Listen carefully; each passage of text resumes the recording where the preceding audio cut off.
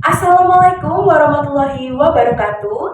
Shalom, Om Swastiastu, Namo Buddhaya, salam kebajikan dan salam sejahtera bagi kita semua.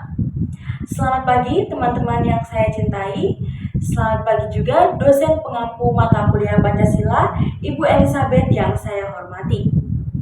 Pertama, izinkanlah saya memperkenalkan diri terlebih dahulu.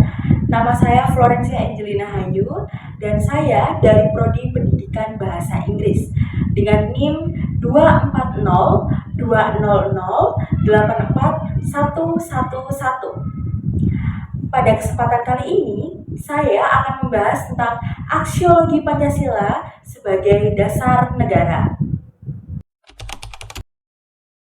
Mari kita mulai dengan pengertian dasar dari aksiologi. Aksiologi merupakan cabang filsafat yang membahas tentang nilai-nilai termasuk pertanyaan tentang baik, buruk, benar, dan juga salah. Dalam konteks di Indonesia, Pancasila berperan sebagai sumber nilai moral dan juga etika. Artinya, Pancasila tidak hanya sekedar sebagai dasar negara, tetapi juga sebagai pedoman untuk menilai tindakan dan juga kebijakan dalam masyarakat kita. Mengapa Pancasila penting? Karena Pancasila memainkan peran krusial dalam membangun karakter bangsa. Selain itu, digunakan sebagai panduan dalam pengambilan keputusan. Jadi, jika suatu negara, suatu bangsa ingin mengambil sebuah keputusan atau ingin membuat suatu keputusan, maka Pancasila digunakan sebagai bahan pertimbangan untuk keputusan tersebut. Setiap sila Pancasila mengandung prinsip-prinsip etika yang seharusnya dapat diinternalisasi oleh setiap individu dan masyarakat kita. Selanjutnya, saya akan membahas tiap sila Pancasila dalam konteks aksiologi. Sila pertama, yaitu ketuhanan yang Maha Esa, menekankan bahwa Indonesia mengakui adanya Tuhan. Dalam konteks aksiologi, nilai ini menggarisbawahi betapa pentingnya spiritualitas dalam kehidupan masyarakat. Setiap individu didorong untuk menjalankan keyakinannya masing-masing dan menghormati kepercayaan orang lain. Lalu, sila kedua, yaitu kemanusiaan yang adil dan beradab, menekankan bahwa kita harus bersikap adil terhadap setiap individu. Dalam konteks aksiologi, ini berarti bahwa setiap kebijakan dan tindakan yang diambil harus berorientasi pada keadilan dan martabat manusia. Selanjutnya, sila ketiga, Persatuan Indonesia, menekankan dan mengajak seluruh warga Indonesia untuk bersatu dalam keberagaman.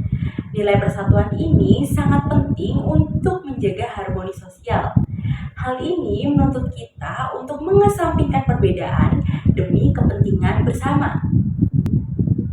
Sila keempat, yaitu kerakyatan yang dipimpin oleh hikmat, kebijaksanaan dalam permusyawaratan perwakilan, menekankan partisipasi masyarakat dalam pengambilan keputusan publik.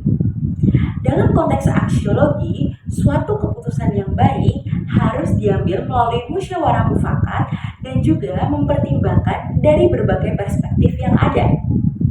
Dan yang terakhir yaitu sila kelima, keadilan sosial bagi seluruh rakyat Indonesia. Pada sila kelima ini lebih mengedepankan tentang keadilan sosial dalam berbagai aspek kehidupan. Nilai ini mendorong kita untuk bersikap adil, memiliki simpati, dan juga memberikan bantuan, terutama terhadap mereka yang kurang mampu. Nah, itu tadi merupakan penjelasan setiap sila Pancasila dalam konteks aksiologi. Yang berikutnya, saya akan memberikan beberapa contoh penerapan nilai-nilai Pancasila dalam konteks aksiologi pada kehidupan sehari-hari.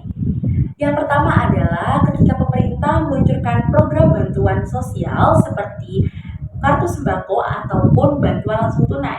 Hal ini mencerminkan upaya untuk mencapai keadilan sosial sesuai dengan implementasi sila kelima Pancasila.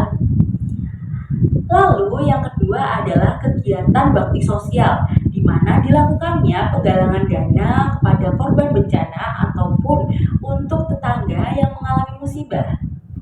Hal ini mengedepankan rasa kemanusiaan dan juga partisipasi dalam kehidupan bermasyarakat.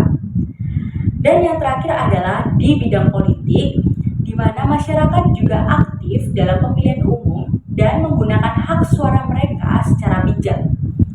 Hal ini menunjukkan bahwa masyarakat juga memiliki peran serta dalam pemerintahan.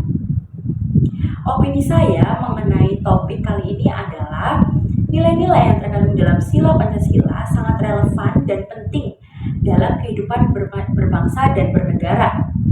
Pancasila memberikan arah untuk pengambilan tindakan dan juga kebijakan secara etis. Namun, tantangannya adalah bagaimana cara kita menerapkan nilai-nilai tersebut secara konsisten, baik dalam kebijakan pemerintah ataupun dalam kehidupan sehari-hari. Menurut saya, pendidikan dan juga sosialisasi nilai-nilai Pancasila harus terus dilakukan agar generasi muda dapat memahami betapa pentingnya untuk menjunjung tinggi nilai-nilai Pancasila tersebut. Itu tadi adalah penjelasan mengenai aksiologi Pancasila sebagai dasar negara.